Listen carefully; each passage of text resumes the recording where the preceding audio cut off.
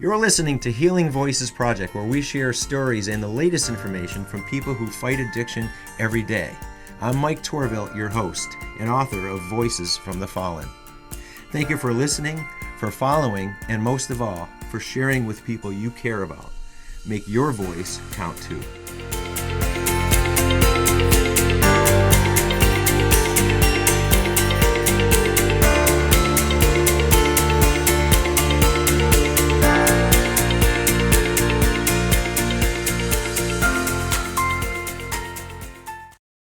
Hello everybody, thanks for joining us again here at Healing Voices Project. I'm Mike Torville, your host, and today we're going to read a story. We're going to share the story of Bart from the book Voices from the Fallen.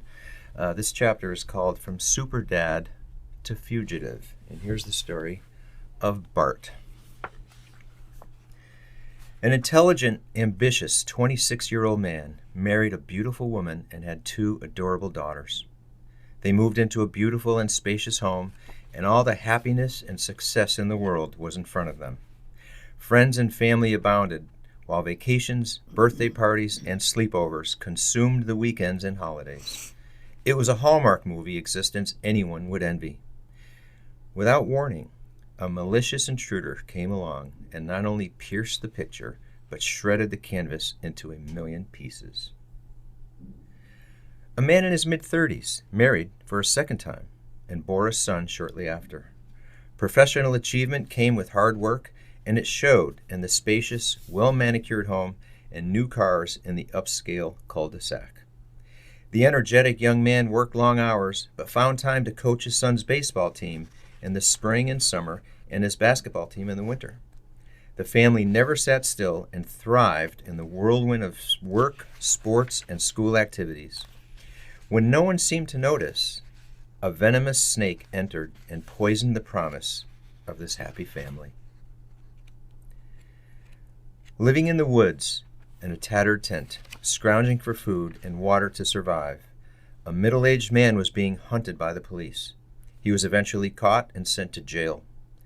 A mere few weeks later, he was arrested again, while in jail, for breaking a strict rule in the attempt to celebrate his 50th birthday in his cell. He might not have been there in the first place, or found himself in double trouble if it wasn't drawn to the one thing he could do without.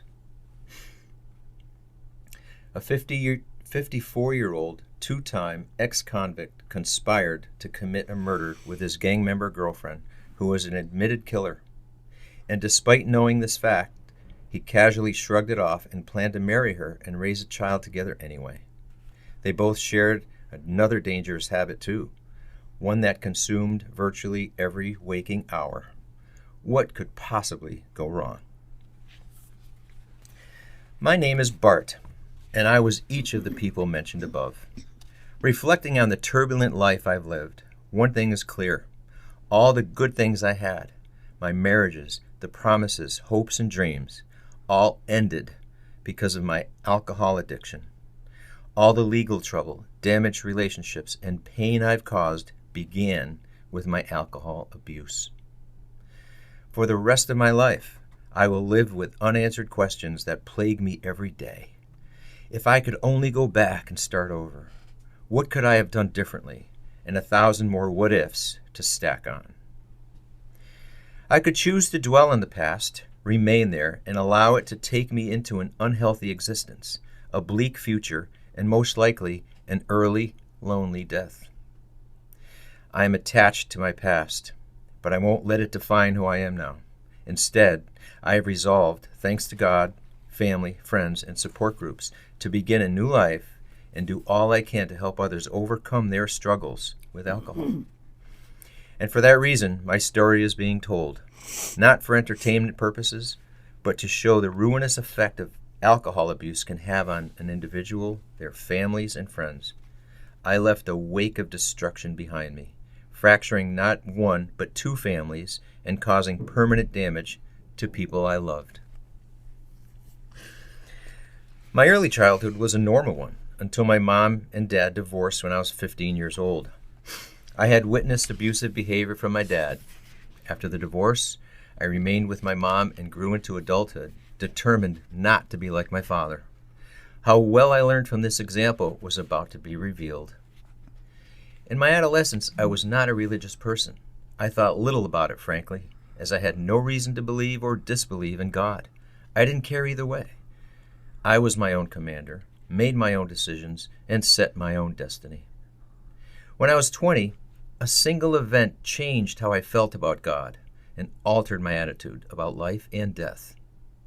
My 16-month-old niece, Lily, my sister's daughter, died of sudden infant death syndrome. I could not understand how any God, would allow that to happen and put a family through such devastation. The funeral was Christmas Eve day, and my brother and I were asked to be pallbearers. While carrying the tiny casket from the church to the hearse, my brother slipped and one end of the casket dropped. We felt the body slide down and heard the thud of her head hitting the end of the casket. I felt sick to my stomach, cursed God and everything he represented. From that moment, I became a staunch atheist. 6 years passed, and it was time to settle down. In 1991, I married Patty, and we started off happy. Our first daughter, Teresa, was born in 1992, and Emma in 1995. We bought a house, and I worked long hours in the restaurant business. Occasionally, after a shift, I'd go to a bar, have a few beers, and then go home. Patty didn't drink at all, so there was no drinking in the house. In the beginning, I behaved and never drank at home. Well, except for when she was out. And on those nights and weekends, when work pulled me away, I took full advantage. I always thought I was so clever and convinced myself I was fooling everyone. The drinking increased, and our marital problems escalated. On one occasion, I told Patty I had to work through the night to prepare for a catering event the next day. That was the truth, but while preparing food in the restaurant by myself, I drank an entire 18-pack of beer. Somehow, I made it home just before dawn and passed out on the living room floor. The smell of alcohol and urine-soaked pants permeated the entire house. My wife called an ambulance, and when they came to take me to a hospital, she simply said, "He's your problem now." After 5 short years, that was the abrupt end of my marriage. It took some time to adjust to being single. I learned to balance my social life, work, and my ever-increasing daily beer quota. At a golf outing, I met Katie, a coworker at the bar. We got along well, and it didn't take long for us to move in together. We married in 2000, and in May of 2001, our son Matthew was born. After a few years of living in Springfield, Massachusetts, we moved to South Windsor, Connecticut, closer to our jobs. We made new friends, hosted endless cocktail parties, and I gradually switched from beer to vodka. Less calories, less filling, and vodka got the job done much quicker. We were drinking every single day after work, but never during work. The pre-dinner cocktail became routine, and I looked forward to it. Despite this little habit, we were good at our jobs, and both of us even received outstanding employee awards. I felt fully capable of managing every aspect of my life. As Matthew grew up, I volunteered to coach his baseball and basketball teams and got involved with other school activities. These long, eventful days were fulfilling and enjoyable, but the demands and pressure eventually got to me. To escape the stress of working crazy hours, I quit the restaurant field and started a home repair business. My salary was cut in half, but the reduced hours enabled me to be a better father and husband. That was the idea anyway. We cut back on expenses and made it work. Over 7 years, I only missed 2 of Matthew's games. I never thought my drinking affected my parental responsibility, so our vodka money was not spared. We made sure of it. I never drank during work because it was too risky. I got the shakes during the day, but didn't think much of it. It was most noticeable on the way home when I'd stop at the liquor store. While fishing through my wallet to get my cash, my hands trembled and I noticed the cashier looking at me funny. The next time, in an attempt to hide it, I'd count the money in the car so I could quickly drop it on the counter, minimizing the exposure of my condition. "Keep the change," I'd say, and I'd leave in a hurry. The shaking stopped after I had a drink at home, yet still I did not attribute the shakes to drinking. I thought it was the effect of the pills for high blood pressure I was taking. My body was changing, and I didn't see it, or I simply ignored it. The pre-dinner vodka cocktails became a daily obsession, and we always had a bottle in the freezer. After a few drinks, arguments were triggered easily, where irrational reactions led to violent outbursts. We'd eventually calm down and pretend it never happened, as if our mutual denial made it just go away. We didn't notice the irreparable damage eroding our marriage. When you keep sweeping things under the rug, eventually you'll trip over the lump. One night, we were on our way to an event in Hartford, and I asked Katie to drive. I was sleepy, wanted to close my eyes and rest as she drove. A few minutes into the ride, I started convulsing and had a seizure. Katie pulled over, and when I opened my eyes, I couldn't see anything. I shouted, "I can't see, I'm blind." She drove straight to the hospital, and they took me into the ER. My sight gradually came back, and they asked me several questions. One of them was if I drank alcohol. I said yes. "What do you drink?" the nurse asked. "Vodka," I replied. "How much do you drink?" Her skeptical look told me she did not expect an honest answer. I looked straight into her eyes and gave her a direct response. About 1 liter a day. That was enough for them to keep me there for a few days. My problem was obvious to them, although they chose not to tell me right away that I was going through severe alcohol withdrawal. Unless they did, and I tuned them out, I don't know. From there, I went to the detox center for 10 days where I learned all about alcohol issues, 12-step programs, and attended the required meetings. That's how I viewed the programs, obligatory, mandatory, only to satisfy others. I didn't need them. These programs were for losers. I felt above all that. A short week later, I started drinking again. No, I was not a particularly outstanding student. I was stubborn and arrogant and felt invincible. I did whatever I wanted, whenever I wanted. The arguments with Katie resumed, and one afternoon, out of nowhere, she demanded that I stop drinking. "No," I abruptly replied. "Why should I?" "Because you are an alcoholic, that's why, and I've had enough." I insisted she was wrong, and I said I could stop any time I wanted. I just didn't want to. Several months later, I gave up the fight and agreed to go to an intensive outpatient program for alcohol abuse. Following the program, I was sober for 5 months. I can't recall the event that caused me to drink again, but it didn't take much. Maybe it was an errant remark from Katie, or simply a look I didn't like, or a TV commercial, or a bar I drove by. Whatever it was, my weakness was easily triggered. I lied to Katie and pretended to go to the IOP. I drove around for an hour and a half, drinking instead. I strategically hid bottles around the house so I could sneak a drink anytime at home. Looking back, I was oblivious to changes occurring around me.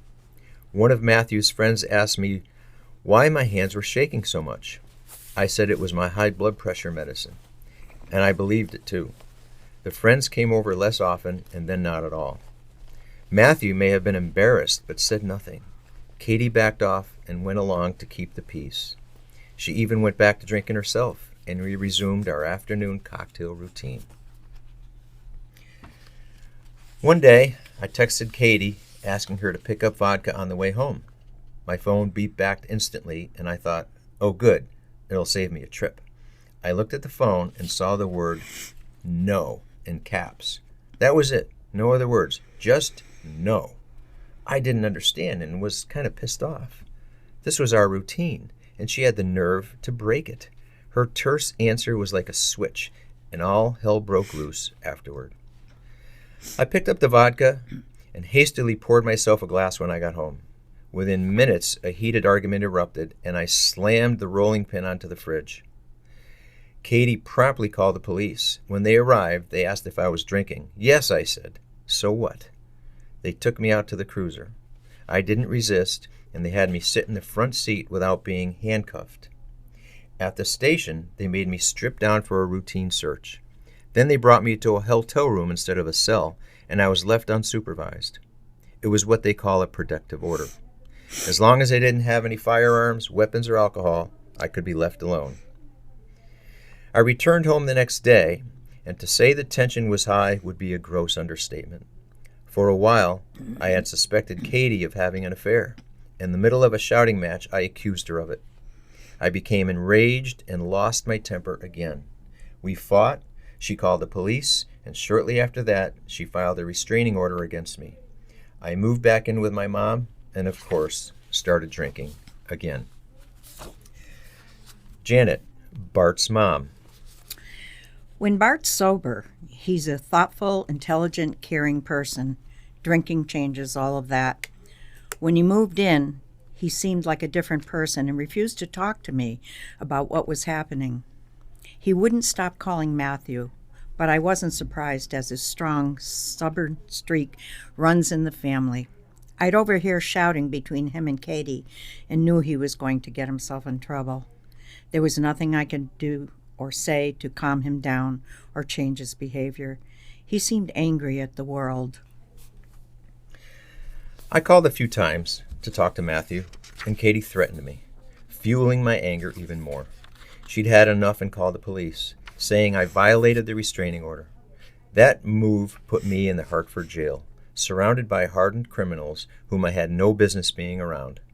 I was terrified, and to make things worse, they served divorce papers to me in my cell. I was stunned, absolutely blown away. Somehow, in my delusional mind, I thought we would always get back to everyday life. I did my time with good behavior, and they released me after 2 months on an accelerated rehabilitation program. After returning to my mom's house, it didn't take long to go back to my habits. I fought with her and her husband Dan, who was the nicest guy in the world and the last person I'd have a reason to be mad at. Yet, one night in early July, I got drunk and lost my composure. I made some threats, and we came close to a physical altercation. I had to leave the house, but had nowhere to go. I stormed into the garage to be by myself for a moment and figured out where to go. On the garage floor was a tent I had taken out earlier in the day to repair. That's when the brilliant idea hit me. I ran back into the house to grab some essentials from my room: a t-shirt, towel, sweatpants, pills, and finally, a large bottle of vodka. My mom followed me into my room, saw me packing things, and asked, "Where are you going now?" "Never mind," I said. "You won't have to deal with me anymore. That's what you want? That's what everybody wants." I hurried into the garage, bundled up a tent, and ran across the road into a large, wooded state park. It was after 8 p.m., and I walked deep into the woods until it got dark. I pitched the tent and noticed the hole in the roof I never got around to fixing. If it rains, I won't care, I thought. I'm going to die here anyway. I turned my phone off to save the battery and avoid any signals that might give away my location. I guzzled as much vodka as I could, hoping not to wake up again. This was it. The rock bottom, the end. I wanted to die. I deserved to die, buried deep in the muddy forest where no one would ever find me. The flapping sound of the tattered tent woke me up in the morning. My eyes slowly opened, and I felt disgustingly sick, depressed, and didn't want to move a muscle. More than anything, I was angry I had another day to live in these miserable conditions. I wanted the earth to fold in around me and suck me in. My throat was so parched I couldn't swallow, so I searched for a container to get water. The only thing I had was the vodka bottle, and I wasn't giving that up, even for water. I found a couple of empty beer bottles by a tree and searched for a house at the edge of the park, hoping to spot an outside faucet. I snuck into a backyard, filled the containers, and found my way back to the tent. A couple more days went by like this, and without food, I was getting delirious. I was so tired and weak, I decided to give up and began looking for a rope to hang myself from a tree. What stopped me, of all things, was the thought of my mom seeing me with my eyes pecked out by birds after being left in the woods for days. With that thought, I turned my phone on and texted Mom, telling her I was alive. Then I texted a friend who was a cop and he said everyone was looking for me, and the helicopter was searching too. So instead of coming out, I hid even deeper in the woods. The hunger and loneliness were too much, and I couldn't take it anymore. I needed food, and the only place I knew how to get it was my mom's house. When I saw no one was home, I snuck in and ate some fruit and bread. It was all my stomach could handle.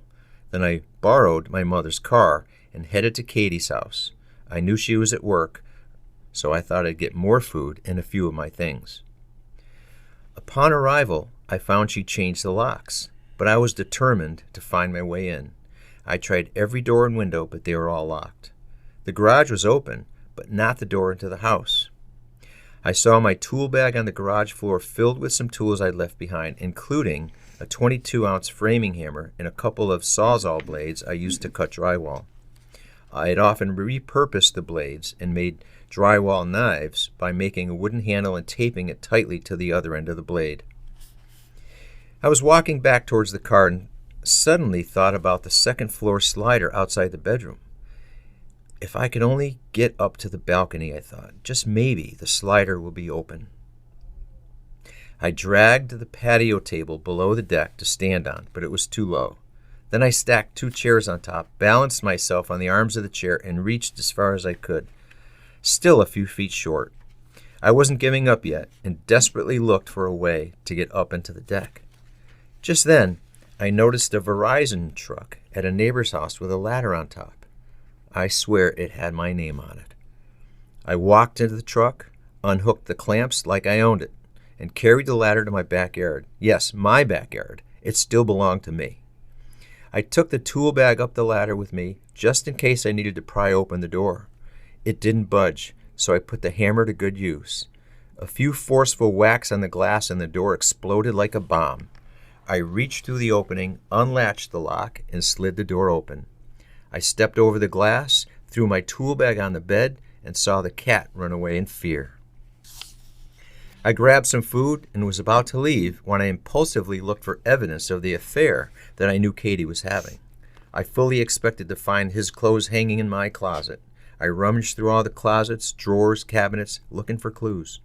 I tore the place apart, but found nothing. Then I flipped through her calendar, and I knew I had her. She circled our divorce day and scribbled Las Vegas trip on the very next day. She couldn't wait one damn day.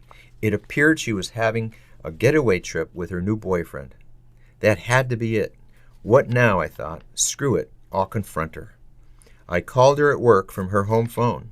I made some wild accusations and asked her about her trip to Vegas. How do you know about that? She asked. I'm looking at your calendar. Do you think I'm stupid? There was a pause, and I realized maybe I was stupid after all. She obviously checked the caller ID and saw I was at her house, clearly violating the restraining order. You aren't supposed to be there. I'm calling the police. The heavy click told me I had about 2 minutes to get the hell out of there. I crawled back down the ladder and brought it back across the street. No time to relax, so I leaned it against the van. I'm sure it gave the Verizon guys something to think about later. I jumped into the car and drove down the street at an average speed to avoid any attention. Good move, as several cop cars passed me with their lights flashing on the way to the house. It was then I remembered leaving my open tool bag on Katie's bed, but it was too late to retrieve it. I made it out by 10 seconds. The drive home should have taken 30 minutes, but it was an hour and a half before I pulled into my mother's driveway. I can't recall why or even where I went, but I must have been driving around in a mindless, zombie-like state. I have no recollection of the return trip. My mom was there when I pulled in, and she asked where I'd been. I told her the truth. She said the police called asking about me, and she expected them soon. I thought of running back out to the woods, but hesitated. My mom and Dan were asking me questions, but my brain couldn't think straight. A loud knock at the door interrupted us, and Dan opened the door. It was the police. From the kitchen, I heard Dan say, "Oh no, Bart." In a panic, I ran out the back door. I didn't get 10 feet away before 2 police officers to my right shouted at me to stop. I took 1 step to the left and saw 2 more officers with their guns pointed at me. "Stop right there," they commanded and instructed me to put my hands up slowly and get down on my knees. 2 more officers came from the house, pulled my hands behind my back, and handcuffed me while the guns remained drawn on me. I complied, but one of them kept barking at me to stop resisting. I forcefully shouted back, "I'm not resisting. I am not resisting." I think he was just looking for an excuse to rough me up. I didn't understand the harsh treatment I was getting, and my mom had to be wondering what her son could have possibly done to have the police draw their guns in her backyard. All this for a restraining order violation? One cop asked, "Why did you come back here?" "Because it's where I live," I answered. "I have nowhere else to go." "Well, you're in big trouble now, and you are lucky we got you before you hurt somebody." I didn't understand what he meant at first, but later found out Katie told the cops she was afraid for her life. When Katie and the police arrived at the house, they found the bedroom door shattered and glass all over the bedroom floor. That and my open tool bag on her bed, with the 6-inch serrated blades resembling Rambo knives on top, and concluded I went there intending to kill her. Nothing could be farther from the truth, but it explains why the police seized me the way they did. Janet. When I first saw Bart come into the house, I was relieved that he was alive. My relief quickly vanished, and I didn't know whether to be angry or fearful. He looked skinny, filthy, and smelled awful. We barely had a minute together before the police arrived, and the next thing I know, they're shouting, pointing guns, and taking him away in handcuffs. It terrified me. I asked them if I could talk to him, hug him, or just say goodbye, and they just told me to stay away and not touch him. And just like that, they were gone.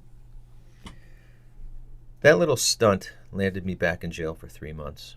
I was miserable, but at least I had food and a bed. My 50th birthday was coming up, and I was on a mission to get drunk to celebrate. So, I learned how to make Pruno, aka prison wine, using simple distillation process with fruit, water, and bread. It wasn't easy to get enough ingredients, even more difficult to avoid detection from the correction officers.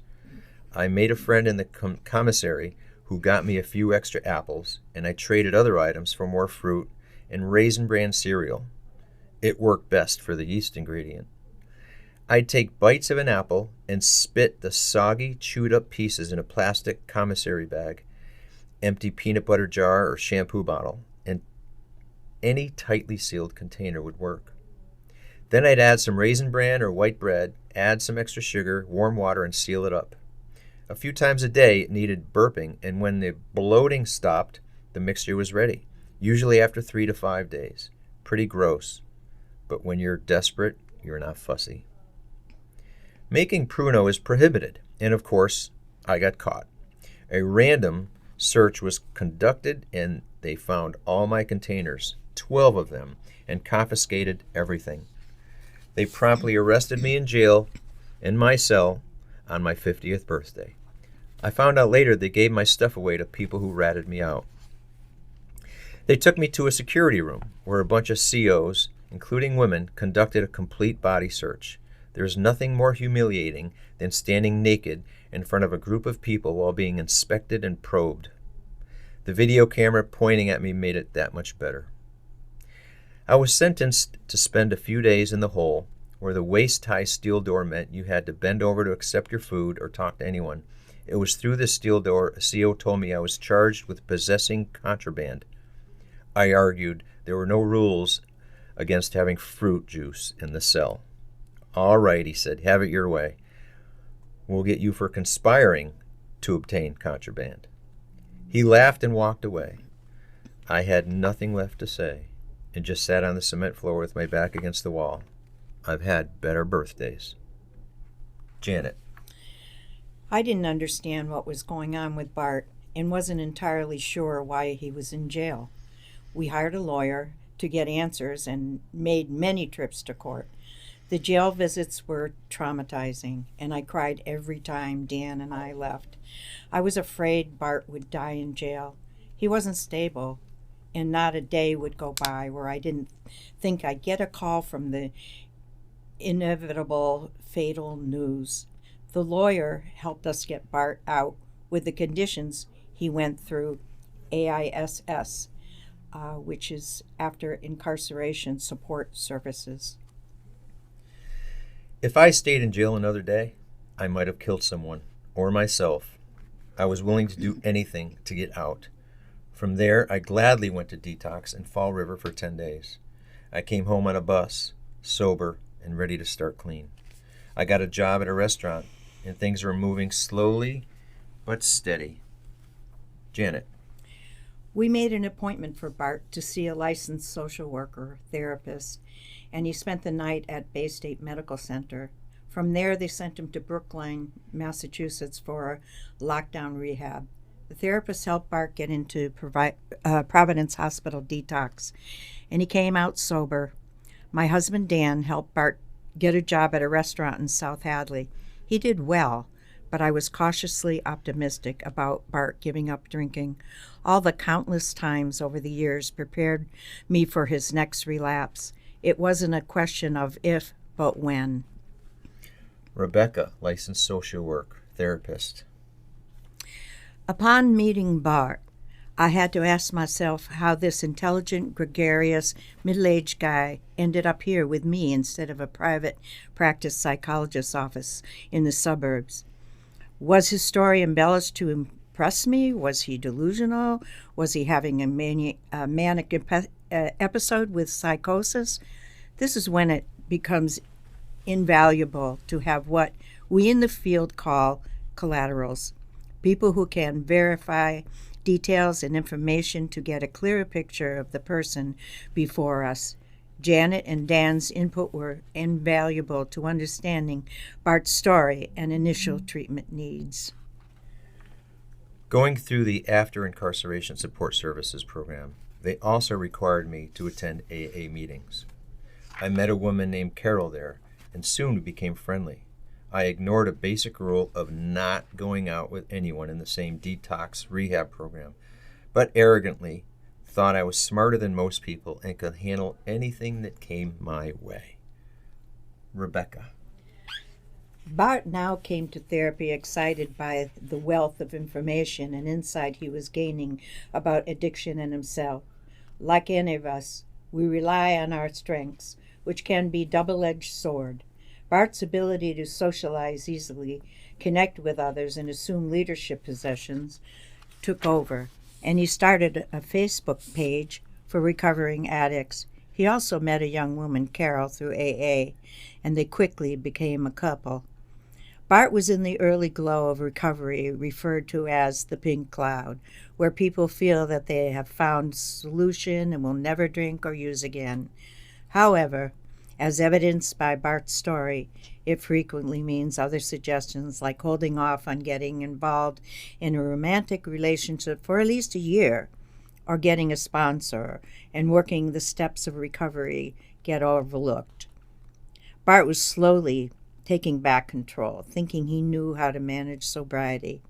For Bart, it also meant, now that I know recovery, I'm going to save others. I identified this as a pattern of Bart's stemming from childhood. He was gravitating to what came to him easily while dismissing the time and effort-long recovery requires. I remained sober for almost 2 years. Carol, on the other hand, had 5 relapses. Out of 3.5 years together, she was away for 175 days of it. I started a sober program support group and coached many people, including Carol. The coaching helped me as much as the others, but I could not stay strong for long, being surrounded by the drinking and stress. Janet. He told me he met Carol at AA, and both were alcoholics. I knew when he moved in with her, it would be a disaster. One afternoon, I confronted Carol about her continued drinking. We argued, and she stormed out in anger. I briefly thought about my 2 ex-wives and the irony of me being the one upset by someone else's excessive drinking. I tore the place apart looking for bottles and found them in all the places I used to hide them: closets, underwear drawers, above ceiling tiles, and even inside the toilet tank.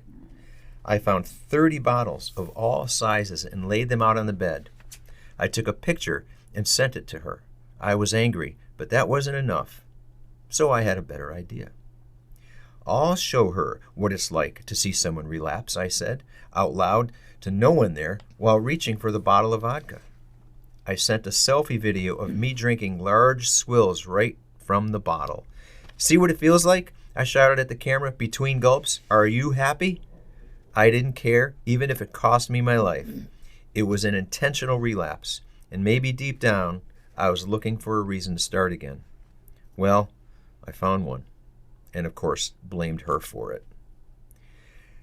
Carol came home after a few hours and found me out cold. She woke me, and I jumped into the shower to sober up. In the shower, I had another seizure. I remember little about it, but the paramedics came when I was naked on the floor and still wet from the shower. I got home from the hospital and started drinking again. Why not? Carol tried stopping me, and we'd fight until we lost the energy to continue. The following day, we'd pretend nothing happened and went about our days and weeks and months of hazy, drunken nights and hungover mornings. One day we were driving to Maine, and while on the Mass Pike, we got into a fierce argument. I sped up to over 120 miles an hour and tried to control the car. All the while, we were shouting at each other. Carol battered my arm and head while I drove erratically at high speeds, endangering other drivers. When we finally arrived at the hotel, we settled down, had a drink, and just laughed it off. That was crazy, huh? Carol said, emphasizing crazy. Yeah, I could have killed somebody, I said. We went way over 100. Oh, at least. And I'll bet we scared a few people on the highway, she said, laughing. But the good news is we got here quicker. We had a great weekend. No problems at all. This behavior went on with extreme highs and lows that could change instantly, like a bipolar relationship. In late February, our landlord gave us notice to move out by the end of March because he planned to renovate the apartment. We started looking for another place to live when out of the blue, Carol came by with 6 guys and grabbed all her stuff. She told me it was over, and she'd had enough, and left me hanging with no place to go. A few days later, I was informed she had filed a restraining order. Janet. Bart stayed in the apartment until the end of the month and moved back in with Dan and me on April 1st. He denied he was drinking, but his erratic behavior told me differently. Everyone knew it, but he still thought he fooled us all. He wasn't eating, drank only milk and vodka, lost a ton of weight, and became freakishly obsessed with exercise. I thought he was having a psychotic breakdown. We exhausted all efforts and had no idea what to do. Rebecca. Bart's mom called, saying he was pacing around the house, not showering or eating, and his behavior was increasingly strange. He came on the phone, and I said it wasn't fair to his parents to continue to put them through this, and he needed help. At this point, he surrendered to the idea of going back to detox. After moving back in with my mom, I was eager to get on with my life after detox. My super wound-up personality didn't allow me to do anything in moderation, though. No halfway with me. It's all in or nothing. I didn't know any other way.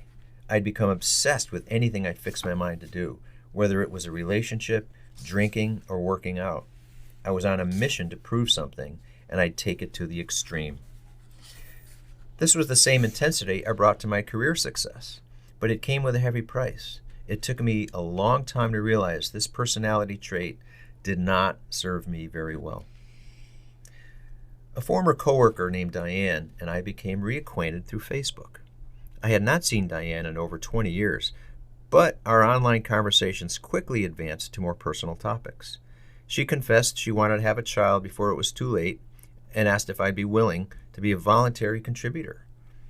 I'm not sure if it was my damaged self-esteem, the recent breakup, my 2 broken families, my reckless drinking, or all those things combined that inspired me. But when she asked me this incredibly important question, I said, sure, why the hell not? This conversation took place by phone even before we met in person. Family planning at its finest. We set a date for me to go over and, quote, contribute. I arrived at her apartment for dinner, and within seconds, the warning signals flashed loud and clear. She appeared much different from what I remembered, with dyed hair, tattoos, and piercings I couldn't peel my eyes away from. The excessive hoarding was also concerning, as I carefully guided myself through the clutter. I am a bit OCD, and even with my prison experience, I cringed at the filth. But the good news is the drinking helped me get past all that. And drink we did, in between the multiple attempts to spawn a child. I had no reason to leave. Remember, I had nothing. So I moved in with her. We quickly moved on from trying to conceive a child to, quote, falling in love, to deciding to get married. We purchased rings and filed for a marriage license. Why do anything halfway? As we got to know each other, she casually mentioned she was part of a gang, one known for its violence. She revealed 13 bumps on her arm, slightly concealed by tattoos. Blood in, blood out is how she referred to the marks. I questioned what she meant, and she simply said they were healed wounds, a badge of honor that represented the bodies she was directly responsible for. Directly, I said, what do you mean? She looked at me like I was stupid and said, do I really need to explain this? Not wanting to appear ignorant, I shrugged and said, okay then, followed by, what do you want for dinner? I poured some vodka, and we moved on to other things. We continued to drink heavily day after day, and her behavior became increasingly wild, even by my own warped observations. If I was the more rational one in this relationship, well then, how bad could things possibly get? We'd fight, she'd start punching me, then we'd make up and end up in bed. Do you see a pattern here? I didn't. I was so impaired and delusional that I saw nothing wrong with this repeated behavior. One night, in the middle of a deep sleep, she impulsively screamed, "Get out! Get out!" while hitting me in the face. I tried to block the blows, and she shouted back, all right, I'm leaving." My ear was bleeding, but I threw on my jeans and t-shirt and headed for the door. She blocked the doorway with her body, saying, oh, she was sorry, and then begged me to stay. Okay, I said, I won't leave. We went back to bed like nothing happened. The next morning, Diane vowed to stop drinking while insisting it was interfering with her ability to get pregnant. With Diane, any minor thing could produce an outburst. One night, I had made a joke about the Buffalo Bills just to bust her ass since she was a fan of the team. I mentioned how pathetic it was that they lost 4 Super Bowls in a row. This occurred 3 decades ago, but she was still quite sensitive about it. I kept it up, she got pissed, and soon it escalated out of control. She screamed and threatened to kill me. Even in my slightly drunken state, I wasn't prepared for such an overreaction. I gave her some space and stepped outside. A few minutes later, I walked back in and we both apologized, kissed, and hugged. Then, in a composed, soft voice, she asked me to leave the room for a minute. I agreed, but asked why. She said she had to put the gun away. The gun? I asked. What gun? Oh, just the .38. The 9 is still locked up. Huh? I said. Silent seconds followed while Diane's glare said, didn't you hear me? I wanted to say, you're a crazy lunatic bitch. Instead, I said, okay. Without further ado, I left the room, went outside to have a cigarette. A few minutes later, I cautiously knocked on the door. All set, it's okay to come in, she said sweetly, as if she'd just put on her prettiest dress. Cool, I said. I walked in, got under the covers, and we snuggled in bed like nothing unusual happened. Another day behind us. One thing changed, though. I started sleeping with a knife under the bed, just a small precaution. I couldn't wait to see what the next day would bring. During this relationship, I could have walked away at any time. Part of me recognized the madness I was deeply involved in, and another part didn't care.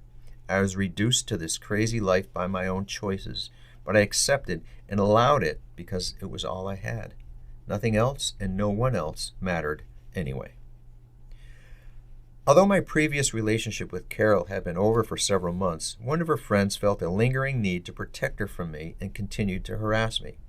I tried to ignore him, but he went over the line when he physically threatened my mother. We arranged to meet and fight it out. The one rule was fists only, no weapons.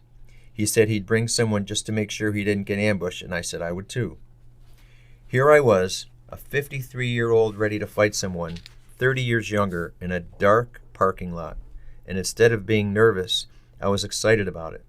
It's often said that nervousness is a sign of intelligence, and clearly I had neither.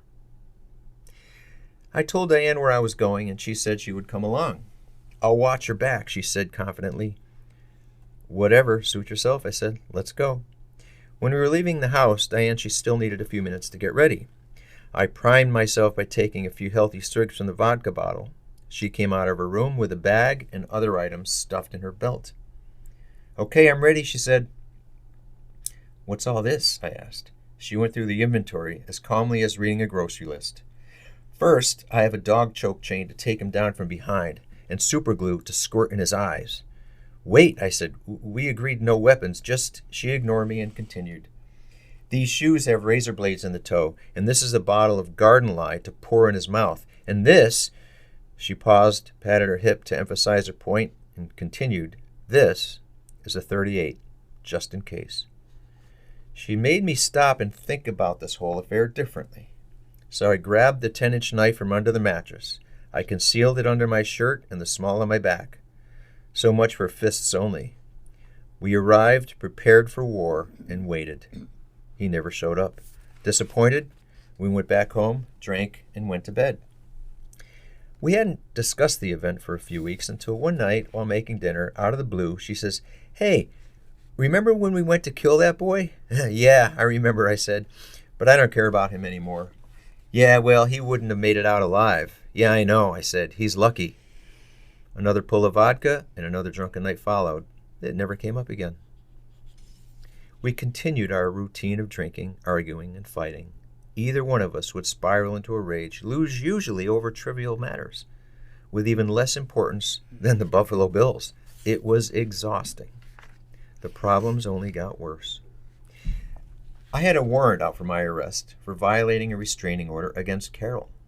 Diane had known this, and after one more enraged moment, she called the police and told them I was there. She hid my car keys, so I had no escape. I calmly sat in the kitchen and waited in my pajamas for the police to arrive. I was upset, but had no energy to resist, so I cooperated. They took me away in my pajamas to the Hamden County Jail in Ludlow. No hearing, no trial, no bail. 60 days in the slammer. Janet. I received a call that Bart had been taken to the Ludlow jail. I had mixed feelings because honestly, I didn't know if he was safer in jail or with Diane. We visited Bart, but this time it was different.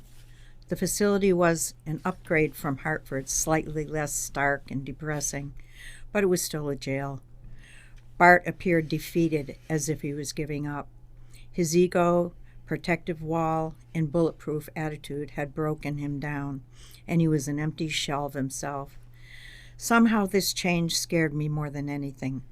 I felt like I was watching him die slowly and couldn't do a thing about it. The relationship with Diane ended with my incarceration. Thank God for that.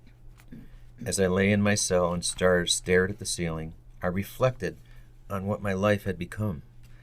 I had lacked any direction, and rather than set my course, I had reacted to the madness around me and instinctively adapted to my new surroundings. Problems were being solved through my severely poisoned and distorted brain. Yet, underneath it all, I was still the same person with a sense of honesty, morals, and integrity. Any remnants of who I was had been drowned out by alcohol. I thought about how I ruined my first marriage. And when offered a second chance at a happy family, I destroyed that too. I had the world in the palm of my hands and threw it all away. Not once, but twice. How did I go from sipping fine wine at Tanglewood concerts to slugging warm vodka from a bottle in a dirty kitchen planning a murder? All I had left were hazy memories of drunken nights, evading police, wildly stressful relationships, and of course, the misery of living in a jail cell.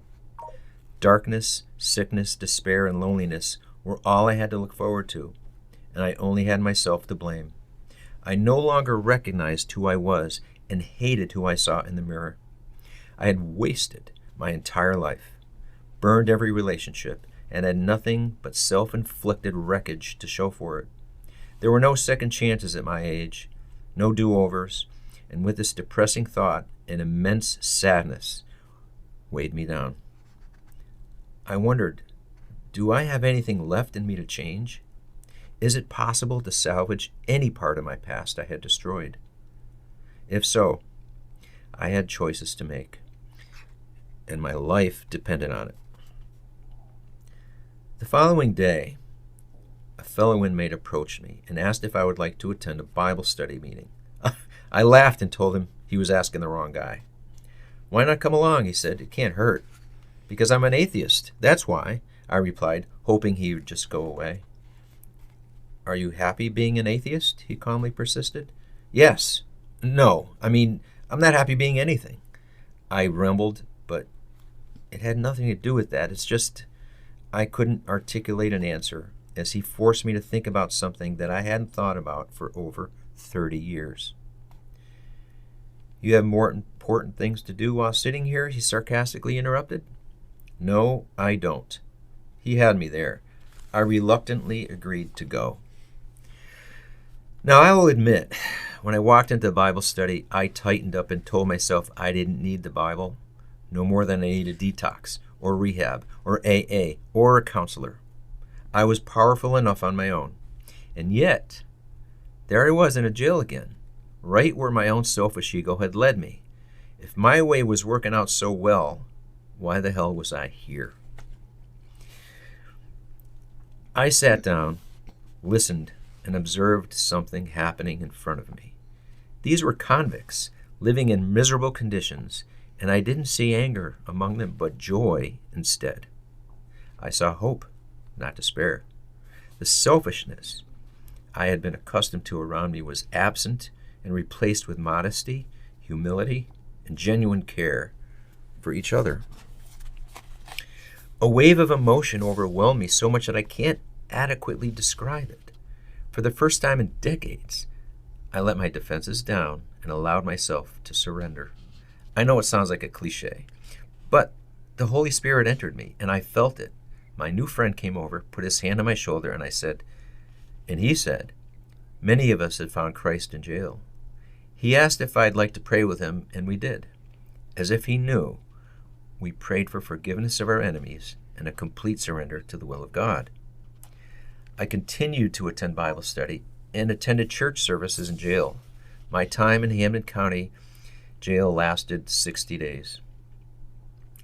When I came back home, an old friend reached out to me.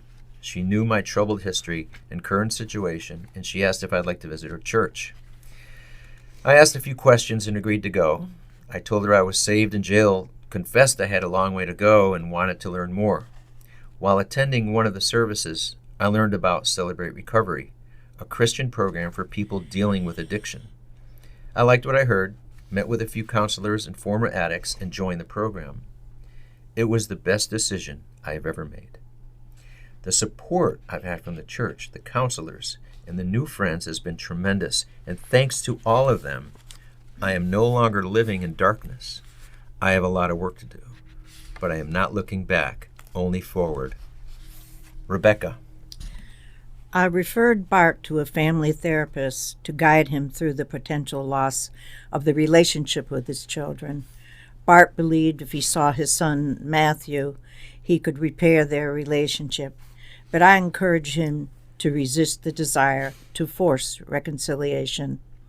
With the harm that had been done to Matthew, it had to be left to Matthew, not Bart. Often the instinctual need for reaffiliation and forgiveness from family can overrun the person in early recovery and lead to a more resentment and distance from the harmed loved ones.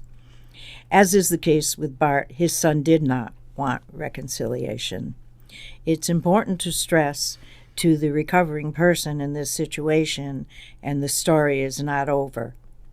It means not now, and no one knows how things may change in the future. With sobriety, all things remain possible. If there was one thing I learned from my 11 years as a home remodeler, you cannot build something new over old broken down structures or a weakened foundation. Rooms had to be gutted, and the more neglected and abused, the more difficult the demolition. Only after destroying and removing the damaged goods can you rebuild something beautiful. I've learned these same principles apply to our lives. You need to do a complete demolition of ego, arrogance, and ugly baggage first. Then remove the people, places, and things from your past life to build anew. I believe God had to break me first before rebuilding. I have also learned to fix myself first. I will be no good to anyone unless I am strong and sober. I have a future with a purpose, and I am dedicating myself to helping others get through addictions and salvage their lives before it's too late. I have not talked with my daughters in 15 years, and it's been over 10 years of not speaking with my son Matthew. Every day I wake up hoping and praying with everything that I have that my children will accept me someday soon, not as the man I was, but the man I've become. Each day brings me closer. And that concludes the story of Bart. And I will say, if you want to know more about Bart, Bart became a friend of mine. He was actually a guest on this podcast. And I have to say, sadly, that Bart passed a few months ago. He just went through some difficult times, and it's been a few months. And so I struggled with thinking about this story. But in getting to know Bart and the fact that he was on our program, I know he would say to me, share my story. So this is what we're doing. We hope this story helps others going through it. And maybe if you see something that you recognize, maybe this will help others, and please share Bart's story. And I think he was an inspiration for many, many reasons. And we miss Bart. And again, if you want to hear Bart, he was in an earlier episode, and you'll find it on our website, healingvoicesproject.org. Thanks for listening, everybody. We appreciate you listening. Thanks.